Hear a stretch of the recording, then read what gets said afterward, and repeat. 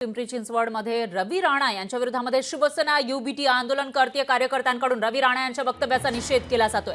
रवी राणा यांचं वक्तव्य ब्लॅकमेलिंग असल्याचा आरोप महिला कार्यकर्त्यांनी केला आहे। तर रवी राणा यांनी एक वक्तव्य केलं होतं, लाडकी बहीण योजनेचे जे 1500 रुपये मिळत आहेत त्या बदल्यात आम्हाला आशीर्वाद द्या, नाहीतर ते पैसे आम्ही परत घेऊ, असं वक्तव्य रवी राणांनी केलं होतं आणि हे ब्लॅकमेलिंग असल्याचा आरोप शिवसेना युबीटी कडून करण्यात आला आहे। त्यानंतर पिंपरी चिंचवडमध्ये रवी राणांविरोधात शिवसेना युबीटीच्या महिला कार्यकर्ता आक्रमक झाल्या।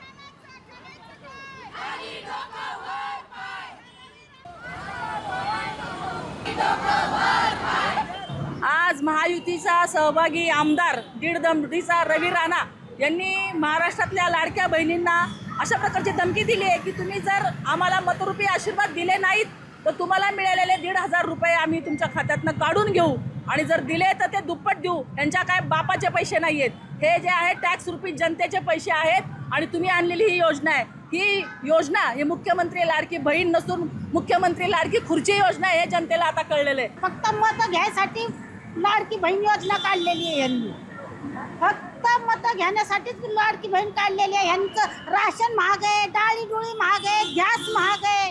1500 मध्ये काय आता सध्याला येतंय? बाई आता 2 दिवस काम केलं तर ती 1500 कमवते, ह्यांचा महिन्याचा 1500 जाणार। मत जेव्हा पडाल तेव्हा हे 1500 रुपये टाकणार आहे आणि अजून 1500 पडायच्या अगोदरच ह्यांच्या धमक्या येतात। आमचेच पैसे आम्हाला देतात आणि अजून म्हणतात की तुमच्या खात्यातून तुमचे पैसे काढून घेतात। मग हे कसली बहिणीची लाडकी बहीण आहे? असला काय लाडका भाऊ आहे कुणाचा? लोकशाही मराठी ऐका, पहा, जागरूक रहा।